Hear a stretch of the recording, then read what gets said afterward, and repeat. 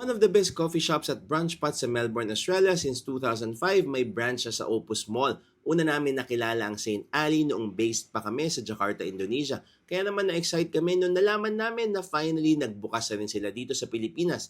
Kilala ang St. Ali sa kanilang masarap na coffee na roasted in-house at gawa ng kanilang mga expert baristas. Ang kanilang mga coffee beans roasted at air-flown pa mula Melbourne hanggang Manila. Kaya sigurado tayo sa quality nito, pero bago tayo mag-coffee, kain muna tayo. Crispy, juicy, sweet, and spicy. Winner itong KFC ng St. Ali. Paboritong sandwich daw ito ni Anthony Bourdain, generous sa mortadella na may creamy at salty flavors, Instagrammable, sakto ang tamis at syempre, filling itong blueberry ricotta hotcake. Sobrang laking lapu-lapu fish and chips na crunchy pa rin kahit tumagal at perfect with house-made tartar sauce at mushy peas.